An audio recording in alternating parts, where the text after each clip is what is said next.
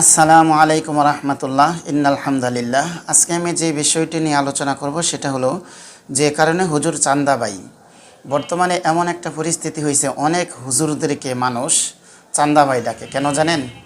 এটা একমাত্র সব হুজুর না, কিছু কিছু হুজুরদের কারণে, এদের কারণে দেখা যায় প্রায় অধিকাংশ হুজুরদের বদনাম ছড়ায়। অধিকাংশ হুজুরদেরকে মানুষ বাঁকা চোখে দেখে, কীরকম যেন একটা চোখে দেখে, এবং সুযোগ পাইলে একটা খোঁড়া মারে, সুযোগ পাইলেই একটু কটু কথা বলে ফেলে, সুযোগ পাইলেই মানে একটা ঠেলা মারে, এরকম করে বলেন।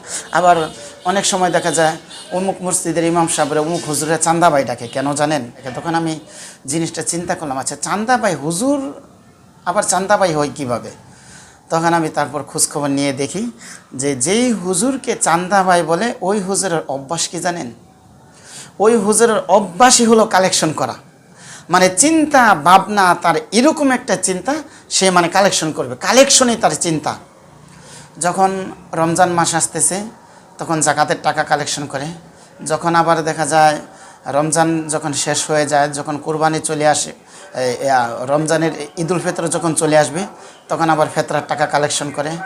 আবার দেখা যায় সারা বৎসরই ওনার মাদ্রাসার জন্য কালেকশন করে, যেই মাদ্রাসা পড়ায় ওই মাদ্রাসার জন্য কালেকশন করে। মানে ওনার চিন্তা ভাবনা ফিকিরই শুধু কালেকশন করা। এই জিনিসগুলোর জন্য অনেক হুজুরদেরকে চান্দাবাই ডাকে। আমার কাছে আসলে আজীব লাগে, কারণ চান্দাবাই কেন ডাকেন? আমি মনে করি কয়েকটা কারণে মানুষ চান্দাবাই ডাকে। এক, কিছু দান্দাবাজ হুজুর আছে, তাদের অবস্থা হলো কি, সময় পাইলেই সুযোগ পাইলেই মানুষদেরকে জাকাতের টাকা চাইবে, সুযোগ পাইলেই ফেতরার টাকা চাইবে, সুযোগ পাইলেই মসজিদ মাদ্রাসার নামে কালেকশন করবে। আবার বৎসরে মাহফিল করবে। মাহফিল যেমন মাদ্রাসা দিছে, মাদ্রাসা দেওয়ার কারণে তখন দেখা যায় প্রতি বছর একটা কালেকশন মাহফিল করা হয়। তো মাহফিল করলে তো অনায়াসে দেখা যায় কালেকশন করা যায়। প্রায় অধিকাংশ যে সমস্ত প্রতিষ্ঠানে মসজিদ মাদ্রাসায় সভা হয়, কালেকশন করে। এই সুযোগে দেখা যায় 10 দিন, 1 সপ্তাহ, 15 দিন, 20 দিন বা এরকম বিভিন্ন বাজারে দেখা যায় মাদ্রাসার সাইডে ওখানে রোডে বসে দিনের পর দিন কালেকশন করতেছে। এই জিনিসগুলোর জন্য দেখা যায় মানুষ চান্দাবাই ডাকে। কারণ বর্তমানে এমন একটা পরিস্থিতি, ওয়াজ মাহফিলের এমন একটা অবস্থা হয়েছে, যেমন আমি যেই বাজারে নামাজ পড়াই, এই যে আসিম বাজার, আসিম ফুলবাড়ি ময়মনসিংহ, এখানে এই যে সামনে এখনই কালেকশন শুরু হয়ে গেছে। এমন কোনো হাটের দিন নাই, এমন কোনো দিন নাই কয়েকটা কালেকশন পর্যন্ত না হয়। দোকানে যেয়ে বসলে, মাঝে মাঝে চা খাইতে বা কিছু দোকান আছে আলেমদের দোকান, ওখানে যেয়ে বসলে মানে নিজের কাছে লজ্জা লাগে। কতন পরবারে আসতেছে অমুক জায়গায় সভা, কতন পরবারে আসতেছে অমুক জায়গায় সভা, অমুক জায়গায় সভা, অমুক জায়গায় মাহফিল, এইভাবে কালেকশন করতেছে। আপনাকে যে একটা বক্তা যা আনেন, প্রশ্ন হলো অনেক টাকার প্রয়োজন মাহফিল করতে গেলে। আপনাকে কে বলছে যেই বক্তাকে আনতে 60,000, 70,000, 1 লক্ষ টাকা লাগে, একটা মাহফিল করতে 2 লাখ টাকা, 3 লাখ টাকার প্রয়োজন হয়? আপনাকে এই মাহফিল করতে কয় কেডা? আর যেই মাহফিলে বক্তা ডেট করে আগে 1 বছর আগে, 6 বছর আগে সেই মাহফিলের টাকা নিয়ে যায়, সে মরেই না বাঁচেই, এটার তো কোনো ঠিক ঠিকানা নেই। তো এই ধরনের বক্তায় ওয়াজ করাইতে হয় কেন, আর মাহফিল করাইতে হয় কেন? এটা আসল একটা উদ্দেশ্য কি জানেন? মানে ওই ধান্দাবাজি, সবার নামে, সবার জন্য টাকা ওঠাবে, 3 লাখ, 4 লাখ, 5 লাখ, 2 লাখ খরচ করবে, 3 লাখ নিজের খাবে। মাদ্রাসার নাম দেয়া অধিকাংশ প্রতিষ্ঠানগুলি মাদ্রাসার নাম দিয়ে নিজে খায়। এই জন্যই কিন্তু হুজুরদেরকে চান্দাবাই বলে। আসলে এমন একটা সময় ছিল, আমরা যখন কমি মাদ্রাসা পড়ি তখন আমরা নিজেদেরকে খুব ভালো মনে করতাম আমরাই সর্বোচ্চ এলেমের অধিকারী, আমরাই সর্বোচ্চ ভালো, আমাদের চেয়ে ভালো আর কেউ নাই, আমরা এমন ভালো, আমরা এলেমের অধিকারী, সর্বোচ্চ এলেমের অধিকারী, আমরাই জান্নাতবাসী হব, আমাদের সম্মানই সর্বোচ্চ। কিন্তু এখন আমি দেখতেছি কি জানেন, মানে আমরা এমন একটা জাতি, আমাদের এমন একটা পরিস্থিতি হয়েছে যে আমার নিজের কাছে মনে হয় আমরা নিকৃষ্ট একটা জাতি। কারণ যেই জাতি, যেই মানুষ, যেই সম্প্রদায় মানুষের কাছে হাত পেতে পেতে খায়, সেই সম্প্রদায় কখনো সম্মানিত হতে পারে না। যেই মানুষগুলা সারা বৎসরে শুধু কালেকশনের চিন্তা ফিকির থাকে মনের ভিতরে, সেই মানুষগুলা কখনো সর্বশ্রেষ্ঠ হতে পারে না, উত্তম হতে পারে না। আল্লাহ জাকাত দেওয়ার জন্য বলছে, জাকাত খাওয়ার জন্য বলে নাই। আমরা সারাক্ষণ শুধু চিন্তা ভাবনা ফিকিরি থাকে কিভাবে আমরা মানুষের কাছ থেকে নিয়ে টাকা পয়সা কালেকশন করি না নিজে খাবো। ইমাম আবু হানিফা রাহিমাহুল্লাহ ওনার জীবনী পড়ে দেখেন, উনি লক্ষ লক্ষ টাকা জাকাত দিতেন, আর আমরা জাকাত খাওয়ার জন্য উৎপেতে থাকি। সাহাবায়ে কেরাম ব্যবসা করছেন, ব্যবসা করে জীবনযাপন করছেন, আর আমরা এমন একটা শিক্ষানীতি অবলম্বন শিক্ষা গ্রহণ করি যে শিক্ষাটা ফাঁস করে বের হওয়ার পর একমাত্র মসজিদ আর মাদ্রাসা ছাড়া কোথাও আমাদেরকে অ্যালাউ করা হয় না, একটা ফিউন করে চাকরিও করা হয় না। অনেক মাদ্রাসার হাফেজ, মাদ্রাসার ছাত্র যারা আছে তারা গার্জিয়ানরা বলে, হুজুর হন কী করবো, অনেকে মাওলানা হয়ে বের হয়েছে, বের হইতে দেখে আর কোথাও পড়তে পারে না, তাদের কোথাও দাম নেই, তখন আবার আলিয়া মাদ্রাসা হেঁটে যায় ভর্তি, আবার পরীক্ষা দিয়ে আবার এই কামেল পাস করে। এটার বাস্তবতা মানুষ আগে থেকে যদি জানতো যে কওমি মাদ্রাসা পড়ার পরে ডাক্তার, ইঞ্জিনিয়ার, চাকরি ফাকরি কোনো কিচ্ছু করতে পারবেন একমাত্র মসজিদ আর মাদ্রাসা ছাড়া। মানুষ কওমি মাদ্রাসা, অধিকাংশ মানুষ কওমি মাদ্রাসা না বুঝে পড়ায়, এবং হুজুরদের চাপাবাজির কারণে মানুষ না বুঝে পড়ায়। চাপাবাজি কি?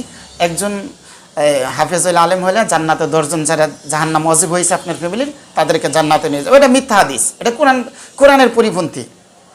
সূরা লুকমান স্পষ্ট বলা হয়েছে কিয়ামতের ময়দানে পিতা ও সন্তানের উপকার আসবে না, সন্তান ও পিতার উপকার আসবে না। ইয়াউমা ইয়াফিরুল মারউ মিন আখি ওয়া উম্মিহি ওয়া আবি, এখানে ধারাবাহিকভাবে বলা হয়েছে কিয়ামতের ময়দানে ভাই থেকে পলায়ন করবে, সন্তান পিতামাতা থেকে, পিতামাতা সন্তান থেকে, আত্মীয় স্বজন থেকে, সবাই সবার থেকে পলায়ন করবে।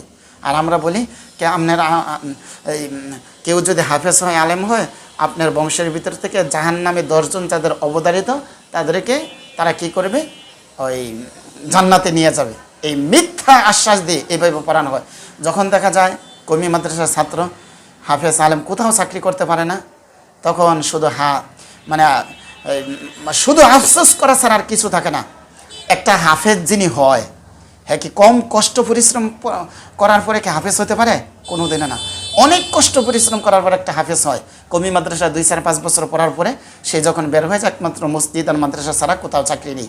তাও মসজিদ মাদ্রাসা চাকরি করা বর্তমানে আমি মনে করি এখানে আল্লাহর গোলামি বাদ দিয়া মানুষের গোলামি বেশি করা হয়। একটা ইমাম মুয়াজ্জিনের কি যে বেতন দেয়, পয়সা দিয়ে কি চলে? না রক্ষা করতে পারে মায়ের পিতামাতার মন রক্ষা করতে পারে, না বউ মন রক্ষা করতে পারে, না আত্মীয় স্বজনদের মন রক্ষা করতে পারে, না প্রতিবেশীর কোনো হক আদায় করতে পারে। পকেটও টাকা না থাকলে কোনো কিছুই ভালো লাগে না, এটাই স্বাভাবিক। ইবাদত বন্দেগীও ভালো লাগে না পকেটও টাকা না থাকলে। আর আল্লাহর রাসূল বলছে এত দরিদ্রতা থাকা ভালো না, এত দরিদ্র থাকা ভালো না। তুমি তোমার সন্তানদের জন্য এমন কিছু করে যাও তোমার সন্তানরা যাতে মৃত্যুর পর অন্যের কাছে হাত না পাততে হয়। আসলে আমরা হয়েছে এমন একটা জাতি, নিজেদেরকে পরিবর্তন করার চেষ্টা করি না। আমরা এমন একটা নিকৃষ্ট জাতি হয়ে উঠছি আস্তে আস্তে দিন দিন। নিজেদেরকে পরিবর্তন করতে হবে, আমাদের ছাত্রদেরকে পরিবর্তন করতে হবে। কিভাবে অগ্রগতি করা যায় চিন্তা ফিকির কোনোদিনই করে না। আমরা নিজেরা যদি পরিবর্তন হওয়ার চেষ্টা যদি না করে, আল্লাহ আমাদেরকে কিভাবে করে দিবেন?